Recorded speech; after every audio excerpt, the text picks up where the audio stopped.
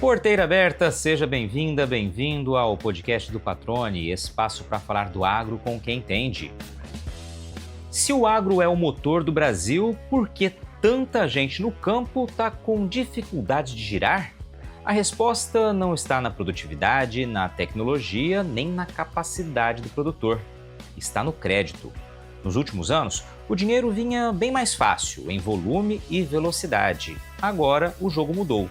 Juros nas alturas, crédito mais seletivo, custos em constante escalada e um número crescente de produtores com caixa no limite, alguns inclusive recorrendo à recuperação judicial. Mas a pergunta que precisa ser feita é: o agro está em crise? Ou as dificuldades atuais decorrem de uma série de fatores que também nos levam a analisar erros e acertos na hora de financiar a produção, hein? O tema está no centro deste episódio com o Pablo Padilha, que é consultor financeiro e especialista em crédito para o agronegócio. Filho de produtores, ele viu de perto o que é construir no campo e também o que é recomeçar. Anos depois, foi buscar respostas fora da porteira. Entrou no sistema financeiro, passou por grandes bancos e hoje atua exatamente na conexão entre quem produz e quem financia. E é justamente essa visão que ele traz para o nosso bate-papo. Além do diagnóstico, o Padilha aponta caminhos, revela onde estão as principais falhas, explica por que o crédito encareceu tanto e, principalmente, revela como estruturar operações mais inteligentes com redução do custo do dinheiro, mesmo num cenário mais duro. Orientações estratégicas para quem sabe que, no agro, produzir bem não é mais garantia de sobrevivência. É preciso repetir toda a eficiência do campo, também na gestão do negócio. Pablo Padilha, né? O jeito que todo mundo te conhece, te conhecia assim também. Cara, seja bem-vindo ao podcast do Patrone. Fico muito satisfeito, né, de poder ouvi-lo, né? Vamos dividir muito conhecimento com quem está, né, acompanhando o podcast num momento muito oportuno, mas claro, começo, né, lhe agradecendo por ter aceitado o convite, por estar aqui com a gente, bater esse bate-papo aqui. Seja bem-vindo. Como é que você está? Tudo bem? Muito obrigado, estou ótimo. É um prazer estar aqui com você. Agradeço o convite. Acredito que esse bate-papo aqui tem muito para trazer de informações aí para o nosso agronegócio, que é o que move o nosso estado, principalmente. Você é muito de dar entrevista, Padilha, ou é algo mais raro ainda aí? É um pouco mais raro. Acho que é algo que a gente precisa cada dia mais melhorar.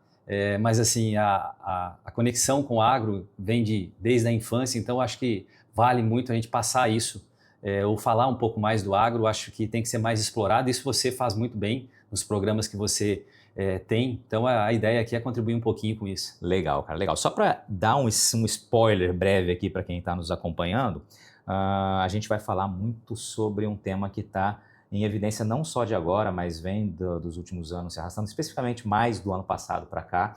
E a gente vive um momento muito delicado no que diz respeito a crédito para o agronegócio, né? A gente vem de um endividamento crescente, a gente vem de uma recuperação judicial crescente e recorde no ano passado no que diz respeito a produtores rurais e vemos no momento em que crédito restrito, custos elevados e um grande ponto de interrogação. Só para a gente trazer um spoiler aqui do que a gente vai falar, eu quero uma análise rápida sua. Esse momento é o momento mais complicado para o produtor rural, para o setor que você vivenciou? Sim, esse é um momento bastante complexo, mas não é uma crise do setor. É importante o produtor entender que nós estamos passando por um momento difícil dentro do agro. O agro continua e continuará sendo o motor da nossa economia, gerando muita receita, gerando muito valor para o nosso PIB brasileiro, e esse momento exige mais sofisticação, exige mais cuidado na tomada de decisão dos produtores, mas é importante entender que é algo passageiro. Nós não estamos, na nossa opinião, numa crise do setor. O setor vai bem, continua bem, passa por ajustes e ele vai sair depois desses ajustes melhor do que ele entrou, com certeza. O negócio é entender como atravessar melhor esse caminho, como sobreviver, entre aspas, a essa tempestade. Exatamente. E aí que entram vários fatores que ocasionaram o que nós temos hoje. O que temos para o produtor como desafio, nós temos um custo de captação bastante elevado, então nós temos uma taxa Selic que mesmo tendo baixado um pouco agora para 14,75, traz um custo financeiro muito elevado para o produtor. Não bastasse o custo, nós viemos de um ciclo de alta das commodities. Então o produtor ele vinha acostumado com margens mais altas. Este produtor ele tinha uma receita maior na sua atividade e acabou que o setor produziu mais, investiu mais, comprou áreas de terra, comprou maquinário, investiu muito na produção e que é algo que no nosso Brasil em especial o nosso produtor é extremamente tecnificado. Ele tem um nível da porteira para dentro de uma eficiência que não existe em nenhum lugar do mundo e ele otimizou isso, ele aumentou isso. Então, as aquisições diárias, no momento onde nós tínhamos uma margem maior de eficiência dentro do setor, que trazia mais resultado na última linha para o produtor, fez com que houvessem muitas aquisições de terras, muito melhora de aumento na parte de máquinas, investimento na parte de solo e muitas vezes com a oferta de crédito fácil, totalmente diferente do cenário de hoje. Então hoje nós temos um crédito restrito. Há alguns anos atrás nós tínhamos uma margem maior dentro do setor e um crédito farto. E esse crédito muitas vezes foi tomado de maneira desenquadrada do fluxo de geração de caixa do produtor. Então era o crédito de curto prazo para fazer investimento de longo prazo, porque o crédito estava um pouco mais barato, a margem estava maior e esse cenário veio trazendo um superendividamento de muitos produtores, então a dívida aumentou bastante e essa dívida muitas vezes não corresponde à geração de caixa. Isso em momentos de bonança, o que commodity num preço elevado e as margens bem melhores, que já ficaram no passado, fizeram com que muitos produtores do setor tivessem essa alavancagem fora da sua geração de caixa. E qual é o desafio hoje? Equacionar isso. Então, o maior desafio do produtor hoje é frente à tomada de crédito mais caro, a tomada de crédito com taxas mais altas, o que ele pode fazer para que ele tenha uma melhora no seu endividamento, buscando melhorar sua receita sempre, mas sair daquele momento onde teve uma super alavancagem com base em números que não existem mais e equacionar isso numa outra realidade. Então, esta realidade do agro traz sim muitos desafios, mas tem várias soluções. O produtor, o tanto que ele é tecnificado da porteira para dentro, ele está sempre antenado a tecnologias e assim deve ser na área de crédito. Então, o que muitas vezes, ou na maioria das vezes, nós levamos para o produtor é essa tecnificação da porteira para fora. Excelente, excelente. Muito bom, acho que você trouxe um overview legal para essa introdução, né? E enquanto você falava, eu me recordava de várias vezes ter ouvido no campo, né? E vários especialistas sempre diziam do risco do descolamento de moeda, né? Ou seja, você descasar dólar e real, porque isso uma hora pode virar um problema. E aqui a gente viu um descasamento entre o tamanho da dívida, do comprometimento financeiro com o fluxo de caixa, a geração de caixa não vai bater uma coisa com a outra e gera esse problema sério que você bem destacou aqui. Mas vamos lá, Padilha, você no início falou que você tem lastro no campo, né? Não foi a palavra que você usou, mas já que estamos falando de finanças aqui, você tem um lastro no campo. Me fala um pouquinho da tua origem. Sei que você é mato-grossense de nascimento, mas traz na tua história, no teu sangue aí, também as raízes do campo, né? Exatamente. Meus pais vieram para o Mato Grosso no final da década de 70. Então é aquela primeira leva de gaúchos que vieram para o Mato Grosso. Eles eram de onde? Eles são de onde? Eram do interior do Rio Grande do Sul, a cidade de Tupã-Siretã. E eles já eram agricultores lá e vieram para cá, como vários produtores que hoje são nossos amigos, nossos clientes que movem esse estado, também vieram na década de 70, na década de 80. Então a minha raiz no agro vem desde a infância, com os pais sendo produtores rurais, na época ainda plantando arroz na região de Campo Verde, Jaciara. E num determinado momento, há 22, 23 anos atrás, eu acabei indo para o mercado financeiro, que aí foi uma mudança de chave para entender essa conexão entre o agro e o setor financeiro. Mas vamos por partes ali. Você então nasce em Jaciara, cresce nesse ambiente, a família não seguiu com agro. Exatamente. A minha família foi uma das primeiras que vieram para o Mato Grosso, plantaram naquela época, final de 70, início de 80, tiveram algumas frustrações de safra, alguns desafios e resolveram encerrar a atividade aqui e retornaram para o sul do Brasil. E que na prática a maioria das famílias retornou de alguma maneira de onde vieram e os que ficaram com mais resiliência conseguiram hoje moldar o que é o agronegócio de hoje. Então, o grande desafio daquela época era a tecnologia, semente, produtividade, falta de conhecimento da terra, tecnologia que não existia. Então, o desafio foi bastante pesado e que fez com que alguns produtores daquela época não continuassem a atividade aqui, a exemplo da minha família, que retornou para o Sul, para o Rio Grande do Sul, aonde eu fui com 5 anos. Então, a minha conexão com o agro sempre existiu desde a infância e permaneceu.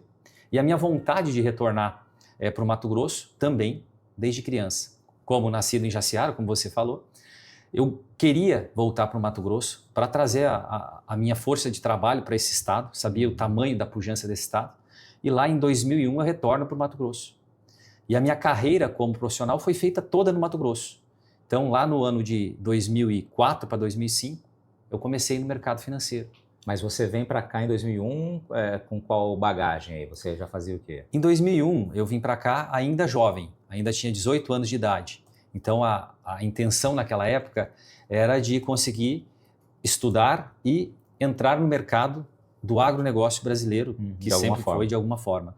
Então, era um desafio de uma família, vindo de uma família que tinha tido muitas posses dentro do estado do Mato Grosso e dentro do Rio Grande do Sul, mas que não teve a continuidade disso, ou seja, teve uma quebra, uma frustração de safra e retornou. E na minha geração nós já tínhamos uma dificuldade financeira bastante agravada, onde precisava tomar algumas atitudes.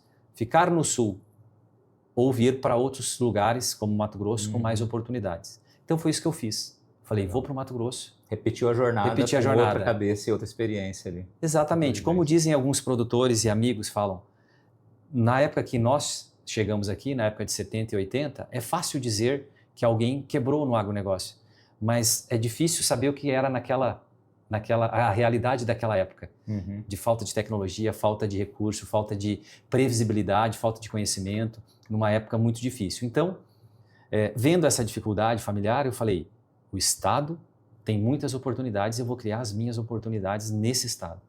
E aí lá se vão mais de 25 anos, aqui no Mato Grosso. Legal, cara, que bacana. É um vínculo muito forte aí, né, com o estado e com o campo, né, muito bacana. E aí quando você vem, então, jovem, para cá com 18 anos, você começa a estudar qual área que você começa até, você falou que mais adiante começa a ter uma oportunidade de trabalhar no mercado financeiro. Exatamente, eu sou formado, sou advogado, comecei a estudar Direito lá na Univag, Várzea Grande, no ano de 2002, formei no ano de 2006 para 2007, mas antes disso um pouco, eu já tinha trabalhado no mercado, no comércio, aqui em uma grande varejista do Mato Grosso, no ano de 2001, 2002, 2003 e no ano de 2004. Por conta do meu destaque na área de vendas, eu tive uma pessoa do Banco Itaú que me deu uma oportunidade de falar com o diretor do Banco Itaú que estava precisando de alguém com um perfil mais agressivo na área de vendas. E aí, no ano de 2004, eu fui contratado para trabalhar no Banco Itaú. E aí começou a minha inserção no mercado financeiro. Um grande banco, com várias oportunidades, e eu comecei a crescer na carreira dentro do estado do Mato Grosso. Aí fui gerente de diversas agências, de várias unidades, de setores do banco, e os setores dos quais eu passei também teve um crescimento muito acelerado, também puxado pela qualidade do nosso estado, né, Patrone? A pujança do agronegócio e da indústria e do comércio aqui. E no ano de 2009 para 2010, eu fiz uma mudança profissional. Eu já tinha aprendido bastante coisa, bastante bagagem do mercado financeiro no Banco Itaú e fiz uma migração para o Banco Safra, que foi uma disruptura de mercados. Um banco bastante grande, mas não tão agressivo quanto o Banco Safra. E no Banco Safra tive uma escola excepcional, trabalhei por muitos anos com os diretores, com os sócios fundadores do Banco Safra, onde a parte financeira foi muito mais trabalhada em termos de conhecimento de operações de crédito. Só que ao mesmo tempo, Patrone, o que acontecia é que eu via tudo que o Itaú tinha e oferecia o que o Itaú tinha à disposição para os clientes que a gente atendia na época. Quando eu fiz uma migração para uma outra instituição, a mesma coisa. O que o Banco Safra tinha em termos de estruturas de operações era o que eu levava para o determinado cliente. E eu comecei a perceber que existia um mercado gigantesco de oportunidades em todo o mercado financeiro, em diversos outros bancos, fundos de investimentos, o mercado de capitais que começava lá na década lá nos anos de 2008, 2009, começava a profissionalizar mais ainda as operações, e eu me vi levando sempre para o meu cliente algo mais limitado. O que é a limitação? O que o banco A tinha, eu levava para ele. Quando eu estava no banco B, eu levava o que o banco B tinha. Por que não criar um sistema, um mecanismo que fizesse com que o nosso cliente tivesse acesso a todo o mercado, e não só mais uma ou duas opções, ou não só as opções que aquele determinado banco, aquela determinada instituição tinha. E aí começa a criação do que é o nosso hoje hub de negócio, que hoje estamos em mais de 10 estados, mas com aquela essência de atender o cliente em todas as necessidades e não só mais em necessidades específicas, de realmente levar para o cliente todas as opções que o mercado financeiro tem, seja no banco A, B, C ou Z, seja no fundo de investimento A, B, C ou Z, de maneira que o cliente pudesse tomar a melhor decisão em estruturas de crédito. E assim fizemos.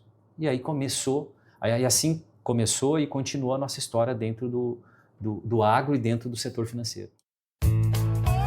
Viver uma jornada de 25 safras de parceria com o produtor rural é algo que merece ser muito comemorado. Essa é a trajetória da Agrosol Sementes, uma empresa que nasceu no coração do Cerrado Mato-Grossense e construiu sua história lado a lado com quem vive e produz no campo. Com simplicidade, credibilidade e resiliência, a Agrosol não abre mão de ter em seu portfólio sementes com altíssima qualidade. Assim, em cada safra, a Agrosol assume um novo compromisso de levar tecnologia e inovação para os negócios rurais. E é graças a essa parceria com o agricultor que a Agrosol segue evoluindo. Agrosol Sementes, há 25 safras, gerando prosperidade ao campo. Você está ouvindo o podcast do Patrone, agroinformação com quem entende. E aí vocês criaram então a Cofam, né? Não tem problema nenhum a gente citar o nome aqui sem crise quanto a isso, que é a consultoria e agronegócio, justamente, né, unindo essa expertise com a demanda que vem do campo e encontrar ali os melhores caminhos para cada situação, para cada produtor. A partir daí, primeiro, vamos lá, seguindo com a Cofam. Hoje, qual que é a estrutura de vocês? Você falou que estão em 10 estados, né? E aí, rapidamente, um pouquinho do que vocês oferecem para que daí a gente comece a aglutinar essas oportunidades para os produtores, né? Nesse momento que a gente está vivenciando agora, começar a encontrar estratégias aí.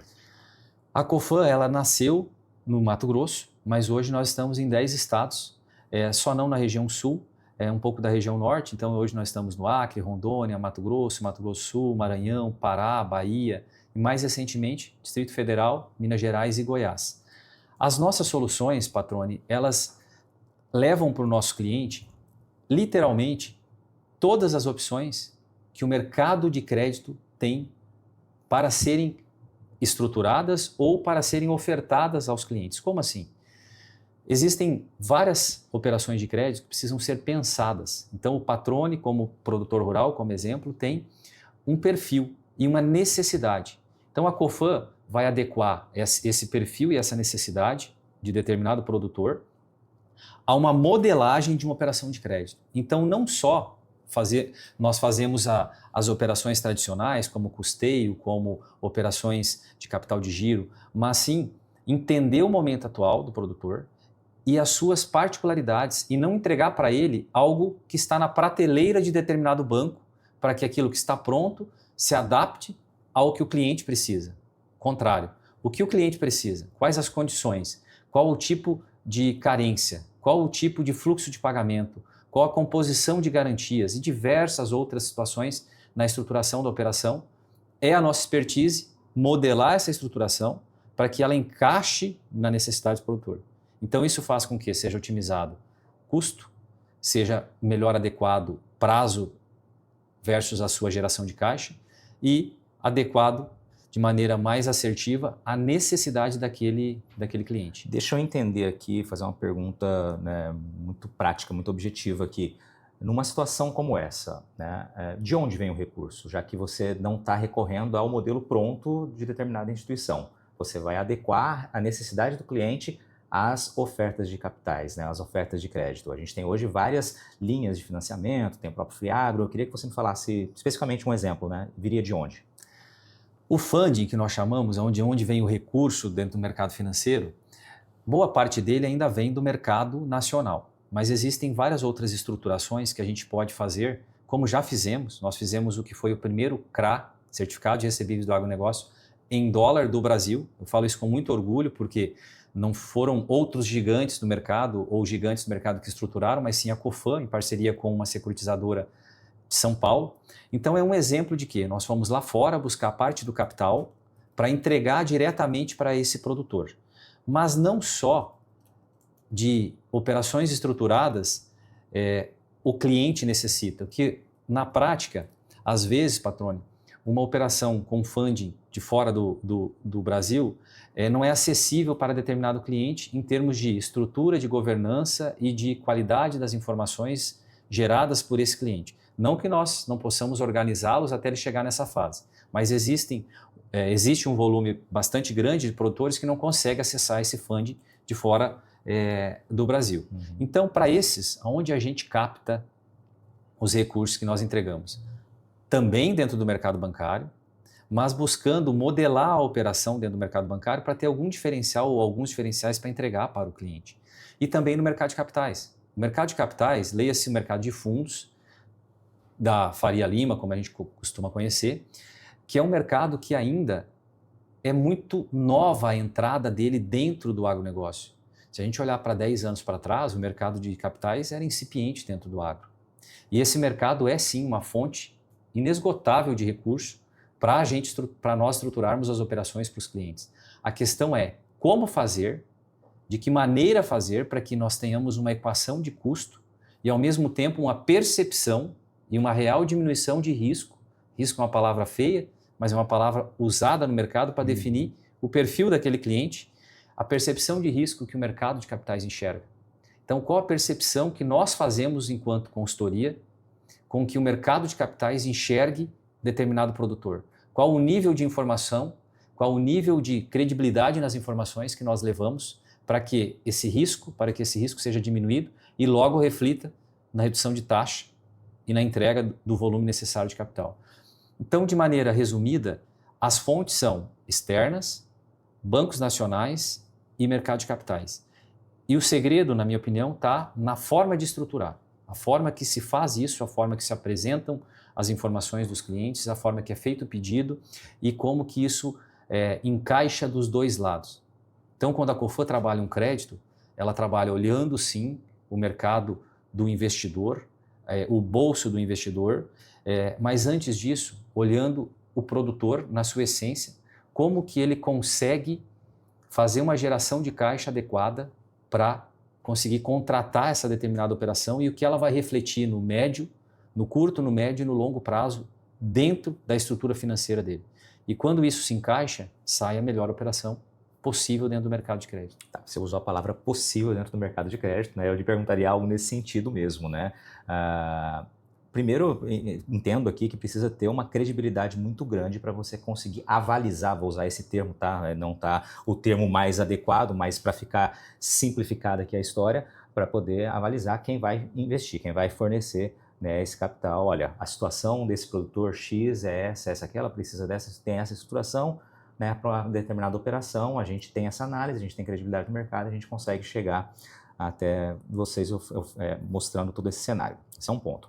Outro ponto que eu queria entender é, por exemplo, a gente está no momento com taxa Selic aí perto de 15%, reduziu agora como você trouxe logo no começo. Então, parte-se do princípio que as operações todas vão ter taxas de juros muito elevadas, é o que a gente vê no mercado mesmo com crédito ou dito oficial, ou de plano safra e tudo mais. Não precisa citar nomes agora nesse momento, mas se vocês tiveram exemplos de taxas mais baixas desse financiamento, desse empréstimo, só para a gente ter uma ilustração prática assim, de toda a história que você nos mostrou aqui até agora. Sim, existem várias possibilidades de diminuir esse custo financeiro, passa pelo que eu já falei em termos de conseguir apresentar essas informações de maneira que passem mais credibilidade, mas não só isso. Tem várias estruturas de crédito na hora de você tomar o recurso. não estou falando só de prazo, não estou falando de garantias, eu estou falando de modalidades para tomada desse crédito. Exemplo, dólar ou reais. Hoje, se nós falarmos do produtor de soja, milho, algodão, nós temos uma dolarização da atividade dele muito alta. Então, esse produtor pode tomar uma linha em dólar, onde a taxa de juros ela é bem menor, e nós podemos auxiliá-lo a fazer várias formas de hedge, de proteção dessa variação cambial. Existem várias formas de fazer isso. Não vou entrar em detalhe de cada uma, mas são mitigadores de risco de variação cambial. Então, para fazer frente à elevada taxa de juros Selic, organização, apresentação e credibilidade. E a credibilidade vem de duas formas. Vem a credibilidade, sim, do produtor, da confiança que o mercado financeiro atribui às informações que ele presta, ao comportamento de mercado dele e também do assessor. Qual o histórico do assessor? O assessor tem mais de 10 anos, mais de 15 anos de história no mercado, onde o percentual de inadimplência da originação das operações desse assessor é muito próximo de zero. Isso traz uma credibilidade muito grande, isso reduz taxa. Selic a 14,75. Como reduz taxa? Primeira coisa, os bancos ou os agentes financeiros, se eles forem emprestar em reais, eles vão precisar emprestar CDI mais o spread. Aonde tem redução de spread efetivo? É no percentual, ou melhor, onde tem redução de taxa efetiva, no spread colocado pela determinada instituição, que está extremamente ligado à qualidade da informação apresentada. Mas hoje, a melhor forma de redução de custo para o agro é tomar em moeda estrangeira e fazer os hedges, as travas necessárias, porque vamos reduzir de uma taxa de Selic de 14,75 para um dólar de uma taxa 4%, uma taxa americana variável, um pouco para lá, outro pouco para cá. Mas eu estou falando, em vez de tomar uma taxa de juros a 16, 18 em reais, tomar 6, 7, 8 em dólar. Então é metade do custo. E se tiver um hedge, uma trava de moeda bem feito, ele minimiza ou zera esse risco cambial e toma num custo bem menor. E aí também existem várias outras formas, Patrone, de compor essa taxa, saindo parte da operação em reais, parte da operação em dólar, o início da operação em reais, o restante da operação em dólar. Existe um sem número de situações que podem ser moldadas na forma de cobrar os juros da operação, que faz com que os bancos e os fundos tenham outras receitas que não saem efetivamente do bolso do produtor, mas que faz reduzir a taxa de juros. Então, a forma de equacionar o que é real, o que é dólar, a forma de colocar a operação, o desenho da operação, saindo o primeiro ano, um exemplo, primeiro ano em reais, os demais anos demais parcelas em dólar, traz receita de derivativos para o banco, onde ele pode reduzir a taxa de juros para o tomador. É difícil exaurir todas as possibilidades, mas tem muitas possibilidades. Excelente, acho que ficou um caminho muito claro aqui para quem está nos ouvindo, né? E, claro, isso demanda, né, conhecimento, evidentemente, um acompanhamento da situação, né, porque são vários pontos aí elencados que vão culminar no custo daquela operação, no custo daquele capital. Você mencionou que vocês fizeram o primeiro CRA, né, o primeiro CRA dolarizado no Brasil. De lá para cá, como é que está a emissão de CRA em dólar? Como é que está a busca do produtor por essa opção? O mercado de capitais traz o CRA, CRA e a CPR financeira. Basicamente os dois instrumentos que o mercado de capitais consegue entregar para o produtor. Quando esses primeiros, tanto o nosso quanto o outro, CRAs em dólar foram estruturados, nós tínhamos um cenário antes da pandemia. Então nós tínhamos um custo de captação em dólar de 1,80%, 2%, e esse custo foi para algo em torno de 4%, 4,70%, 5%, ainda muito abaixo do nosso custo em reais. Então, a quantidade de CRAs emitidos em dólar diminuiu bastante pelo aumento do custo. Mas lembra que eu disse, ainda metade do custo efetivo em termos de taxa, se a operação for tomada em dólar, tem a metade do custo que tomado em reais. Mercado de capitais brasileiro. Como está o mercado de CRA e de CPR? Qual a diferença, primeiro, até para o produtor entender? Para você, produtor rural, o que interessa eu vou contratar uma dívida ofertando uma garantia X, que tem que estar equacionada com o valor, por um determinado prazo a uma determinada taxa. É isso que tu vai olhar. Se ela vai ser através de um instrumento de CRA ou de um instrumento de CPR, não interessa efetivamente na prática para o produtor. Em que pese o CRA precisa ter como lastro uma CPRF, mas o produtor pode tomar o recurso do mercado de capitais tanto na emissão de um CRA, que tem como lastro a CPRF, quanto em alguns fundos emitindo apenas uma CPRF direto, tomando o recurso nas mesmas condições que tomaria num CRA, porém com mais agilidade na liberação e na solução, na formalização da operação, se ele tomar somente a CPR. Não é possível fazer CPRF em todos os casos por conta de volume. Então, quando o produtor precisa de um volume maior, 100 milhões, 200 milhões ou mais, é interessante usar um instrumento de CRA, porque no instrumento de CRA fica mais fácil, isso de uma maneira mais coloquial, mas é mais fácil termos múltiplos investidores, cada um comprando, entre aspas, uma fatia daquele CRA. E aí, a parte de formalização e de confecção desse CRA, ele é bastante mais complexo do que apenas a CPR, mas também acessa um mercado maior de investidores. Então, são dois instrumentos que já foram aí há 2, 3 anos atrás muito mais utilizados pelo mercado de capitais.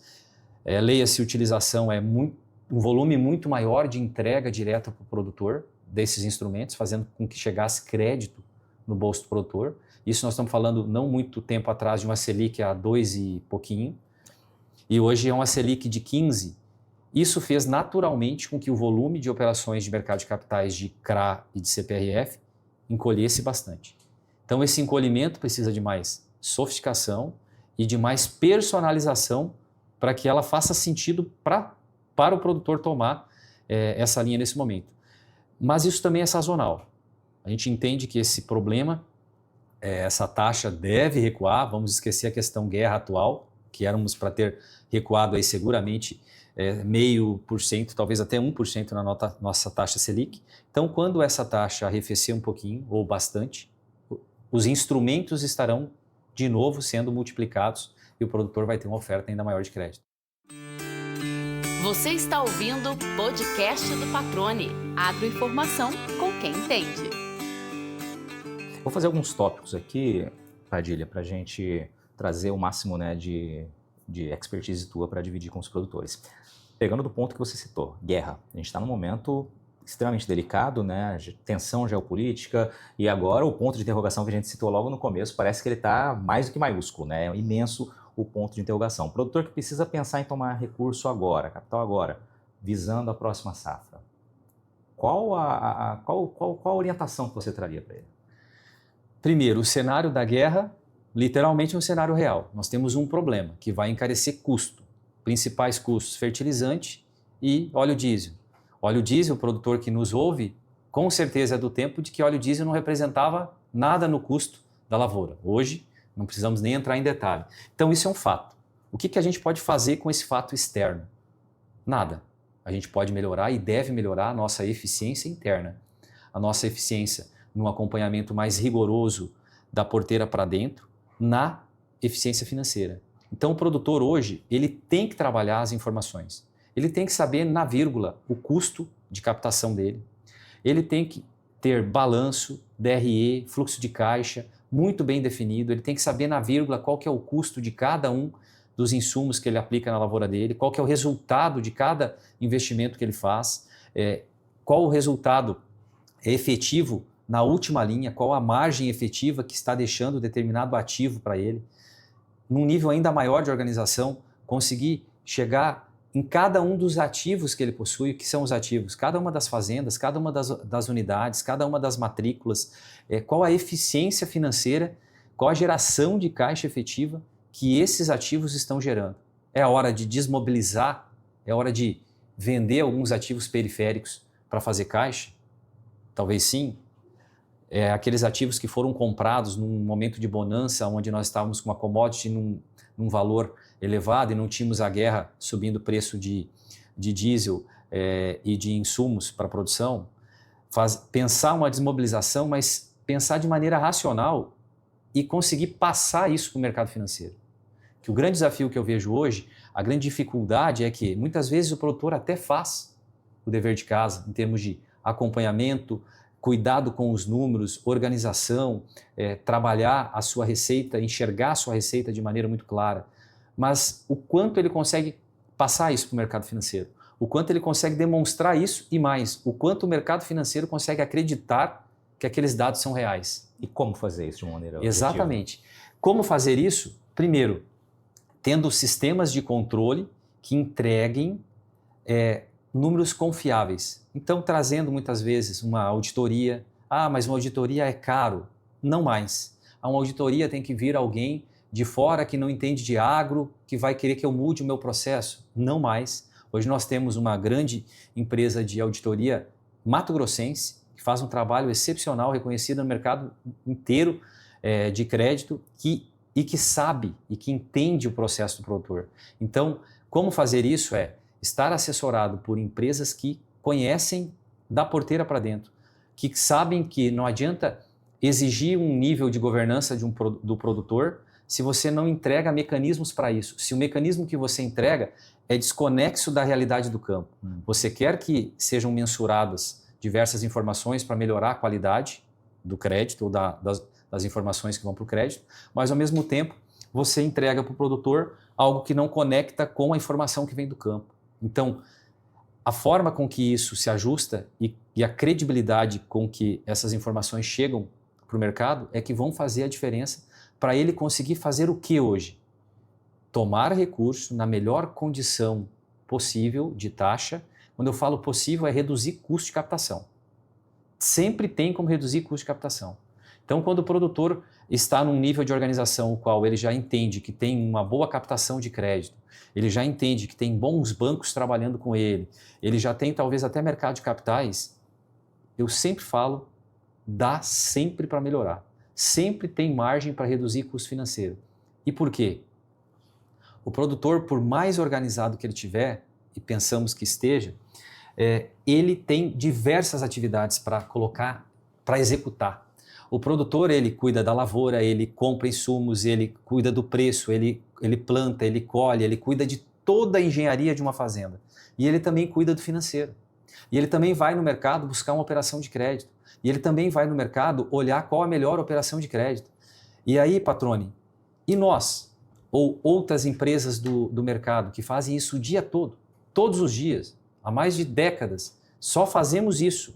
Então, nós temos por obrigação levar para esse cliente, para esse produtor, algo que faça diferença. Porque nós só fazemos isso, a gente só pensa isso. Então, pegar aquelas informações do produtor que já estejam de maneira bem organizada e melhorar ela ainda mais é possível. E aquele produtor que hoje está chegando, ou já chegou num nível de, muitas vezes, não pagar nem o serviço da dívida, e ele às vezes não está nem enxergando isso. O que eu estou dizendo com não pagar o serviço da dívida? O volume de crédito tomado, o custo financeiro que ele está pagando, ele não tem geração de caixa para pagar esse custo financeiro. E como que ele está gerando margem ou de maneira, ele até com uma certa ilusão, ele capta mais recursos como se esse recurso fosse margem. Hoje não tem mais aquela facilidade de fazer a captação, mas num passado curto aí, 2, 3 anos atrás, faltava margem, o produtor captava mais dinheiro. E essa margem, essa captação, ele apropriava ela como uma margem, que não era real. No momento de bonança, ok. Hoje não mais. Então, hoje, o recado que eu deixo é profissionalização, números, informações, clareza e credibilidade. Nesses 15, 16 anos aí da empresa e mais a tua expertise nas instituições que você mencionou, na tua avaliação, e aí pegando pelo ponto da gestão da porteira para dentro, né, com um olhar também externo, nossos produtores têm avançado realmente numa gestão cada vez mais qualificada ou ainda tem muito a avançar? Qual a tua avaliação? E aí a gente tem, evidentemente, perfis diferentes, tipo, tamanho de perfil de produtor, então, né, é difícil trazer uma receita única aqui, uma resposta única, mas qual a tua avaliação? Eu enxergo que o mercado melhorou bastante, o produtor busca informação cada vez mais, é nítido que essa profissionalização no campo, esse cuidado dos detalhes no campo vem melhorando a cada dia, mas também ainda o percentual de pessoas que fazem isso ainda é bastante pequeno.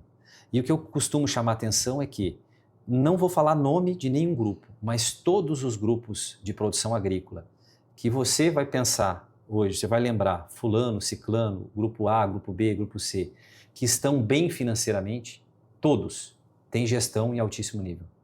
O que é gestão em altíssimo nível? É muito do que eu já falei, mas é realmente tratar a fazenda como uma empresa, colocar meios de controle e de melhora de processo continuamente. Então é muito claro que os grupos que hoje, nesse momento de crise, estão comprando área, aumentando área, melhorando o processo, investindo ou segurando muitas vezes até o investimento, mas com caixa, com robustez de caixa, todos, sem exceção, são grupos que se organizaram há 5, 10, 15, 20 anos atrás, que trouxeram auditoria há 20 anos atrás, há 10 anos atrás, que trouxeram sofisticação para tomada de crédito e para gestão desde muito tempo. Então, pegando esse exemplo, se para nós é claro que todos os grupos que estão no agro estão bem financeiramente, todos fizeram a parte de gestão bem feita, o nosso produtor normal, que eu costumo falar, aquele produtor que planta lá 1.000, 2.000, 3.000, 5.000, 10.000 hectares de primeira safra, ele também pode fazer. E o custo para fazer isso não é mais o problema. Hoje, o maior problema é despender tempo e energia por parte do produtor para fazer essa organização. Não é mais custo. Por que não é mais custo? O produtor brasileiro, o nível de eficiência dele, principalmente da porteira para dentro, é algo invejável no mundo inteiro. E lá ele não deixa de investir. Então, se ele tem que comprar um pulverizador que economiza na pulverização e gera uma receita para ele de X milhões de economia ano, ele investe. Exatamente tudo que é necessário para produzir melhor, ele investe. Por que não investir para captar melhor? E é isso aí. Você usou a palavra custo, eu já ia lhe fazer essa provocação. Todo custo que gera retorno é investimento, né? Então é um investimento no olhar profissional, no olhar para a gestão. E concordo plenamente contigo. Rapidamente aqui, Padilha, só para a gente não deixar de citar, a gente mencionou no início, né, a questão da recuperação judicial, né? Ano passado a gente viu toda a preocupação, o ano inteiro isso culminou no número recorde aí de pedidos de recuperação judicial. Esse ano a gente também tem esse sentimento, né, de que a gente vai vivenciar ainda mais um período dessa forma. E isso costuma se dizer muito, né, que quando você aumenta o número de pedidos de recuperação judicial, você automaticamente reduz o mercado mercado de capitais enxerga de uma forma, um sinal de alerta, ou vamos deixar o crédito mais escasso, ou vamos colocar mais restrições, ou vamos aumentar taxas, enfim, deixar o dinheiro mais caro e mais difícil de acessá-lo. Você tem visto isso na prática realmente? Com certeza, o aumento dos pedidos de recuperação judicial reflete diretamente no preço de quem não entrou em RJ e de quem entrou também. A questão do remédio, talvez, e muitas vezes, o remédio está sendo um tiro de canhão sem necessidade. Então, o efeito colateral do remédio pode ser muito pior do que o que aquele cenário de doença estava causando, ou seja, aquele problema financeiro estava causando. Então, o que eu vejo hoje é um uso, sim, indiscriminado de RJs. Então, muitos produtores que não precisavam entrar em RJ, que solicitaram os pedidos de RJ. Esses pedidos, em termos numéricos, quase ninguém fala disso, mas eles são incipientes. Quando a gente fala, mas teve 2.000 pedidos de RJ no Brasil. Quantos milhões de produtores nós temos? Mas a questão é percepção de risco.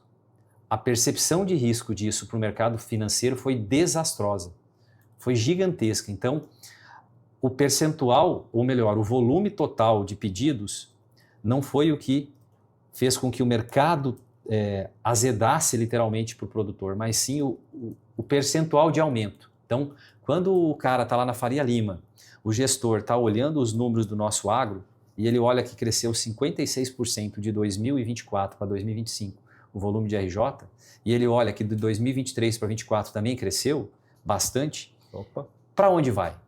Mas aí eu reforço o que eu disse no início. Nós não temos uma crise do agronegócio, na minha visão. Nós temos um desafio muito grande, temos problemas sazonais, temos queda do volume, do preço das commodities e também uma alta da taxa de juros. Mas nós vamos continuar gerando muita riqueza, nós vamos continuar sendo o motor do nosso Brasil, e isso vai passar. E vai passar por ele quem estiver preparado. E voltando um pouquinho na RJ, talvez, ou muito provavelmente, vários produtores não tiveram outra opção que não a RJ. Mas por quê? Não pensaram em alguma desmobilização antes do serviço da dívida não pagar, ou melhor, antes da geração de caixa não pagar o serviço da dívida? Não pensaram, talvez, em organizar as informações de maneira a passar mais credibilidade e conseguir que os agentes financeiros fizessem aquele reescalonamento da dívida encaixado com sua geração de caixa, dentro do que era possível pagar, mas tomaram crédito de maneira aleatória, protelando o problema, ou seja, aumentando ainda mais o serviço da dívida e protelando o problema, que culminou numa RJ. Então a gente pensa que sempre há mecanismos para serem utilizados antes da RJ, porque depois dela agrava-se taxa de juros para todo o mercado. Então todo mundo paga essa conta. Muito bom, muito bom, muito boa análise. Eu acho que é um recado muito direto aí, né? E realmente, né? Alguém que vivencia o mercado traz aí esse testemunho que todo mundo comenta, que a gente tem uma pessoa, né, que está focada extremamente nisso, trazendo essa análise. A gente vai para a reta final aqui, Padilha, porque se deixar eu vou conversar com você aqui o dia inteiro e vai mesmo, porque assunto não falta, né? É um assunto que a gente acompanha e sabe a angústia dos produtores nesse momento, mas acho que você trouxe de maneira muito feliz uma convicção de que o setor não está em crise, né? Eu acho que isso é a mensagem que deve ficar de fato. A gente está atravessando um momento complicado por fatores principalmente externos, ou seja, da porteira para fora, né? Mas a gente continua sabendo produzir muito bem, o mundo continua demandando nossa produção, né? O nosso mercado interno, com altos e baixos, também continua demandando nossa produção, então é algo que, como você usou aí, é passageiro. Pode demorar um pouco mais do que imaginava-se, mas é passageiro. E a produção, o setor continua muito bem, obrigado, e assim vai ser. Vamos lá, vamos para a reta final, mas antes de fazer as 3 perguntas tradicionais que a gente tem em todo episódio aqui, eu queria que você, de maneira, como se fossem tópicos, tá? 3 pontos principais desse nosso bate-papo que você acha que é importante ficar na mente do produtor. Primeiro deles, não ignoremos os fatores externos que estão refletindo dentro da nossa produção, dentro da nossa geração de caixa, dentro da nossa margem. Você, produtor, nós não estamos aqui falando que os problemas não existem. Ponto.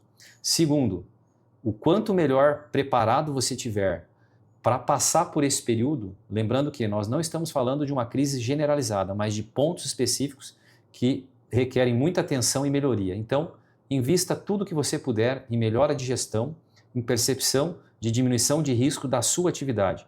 Desconecte a sua atividade do mercado como um todo. Mostre para o mercado financeiro que você tem qualidade, que você tem números confiáveis, que você tem um planejamento de como passar por esse período de crise e que você vai passar por ele e que você vai sair muito mais forte do que você entrou. E o terceiro ponto que fica, eu sempre falo que sempre é possível melhorar. Então, tanto para quem está passando por problema de caixa efetivo, de falta de dinheiro para pagar a conta de amanhã, quanto para quem já está bem capitalizado, para quem está bem bancarizado, para todos no agronegócio sempre tem, falando de crédito, condições de melhorar captação. Melhorar e reduzir custo, aumentar prazo e colocar a captação adequada à geração de caixa, encaixando dentro do fluxo que você precisa, logo gerando mais resultado, mais margem e você conseguindo crescer ainda mais no setor.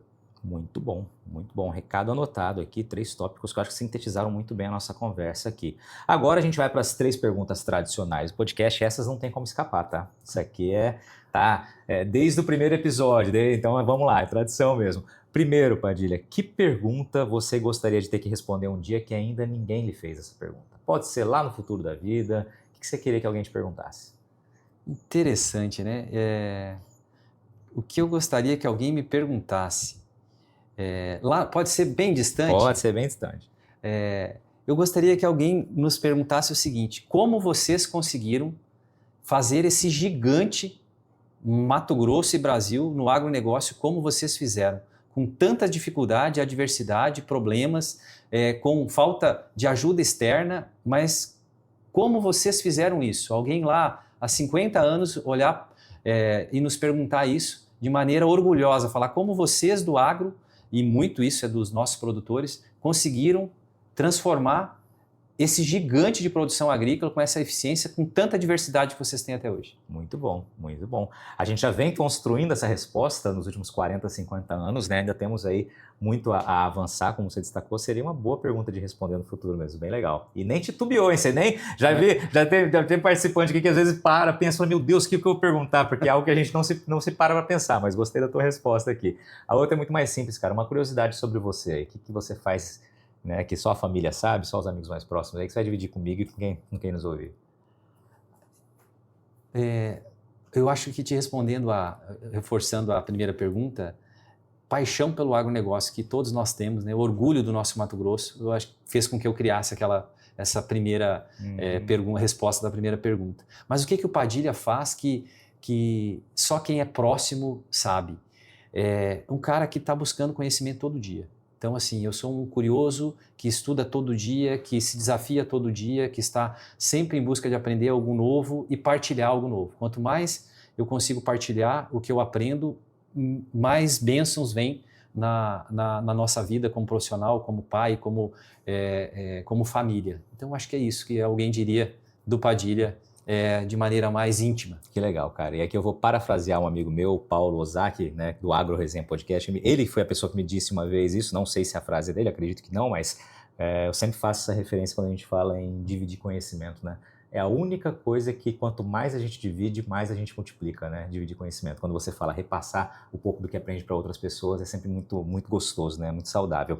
Para fechar aqui, Padilha, isso é mais simples, cara. As pessoas quiserem procurar você nas redes sociais, né? Além da Cofam, como é que tá lá na rede social? Você tá Instagram, LinkedIn? Tá mergulhado na rede aí também ou não? Sim, sim. Então, as pessoas que quiserem conhecer um pouquinho mais do nosso trabalho, nós temos o YouTube, o Instagram, LinkedIn, Cofam, cofam.com.br, encontra nas redes sociais, temos bastante material, tem bastante informação, também tem o site, estamos também nos podcasts, já agradeço novamente aqui a oportunidade de trazer um pouquinho do que a gente aprendeu e aprende todo dia.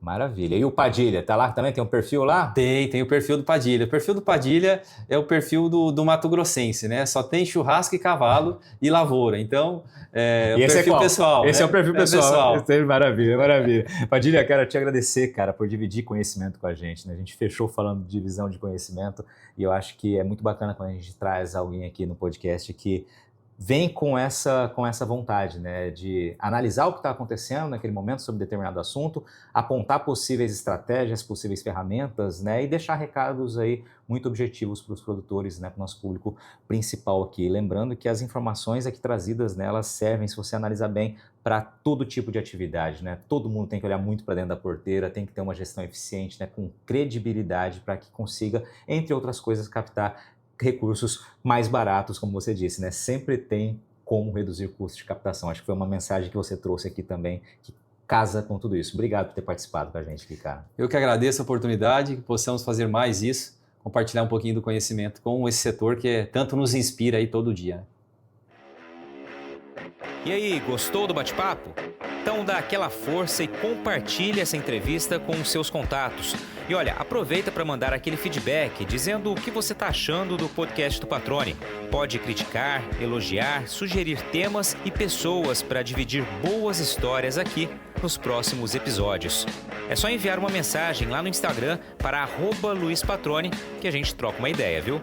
Então, gente, sucesso da porteira para dentro, força e fé da porteira para fora e vamos que vamos. Você ouviu o podcast do Patrone, agroinformação com quem entende.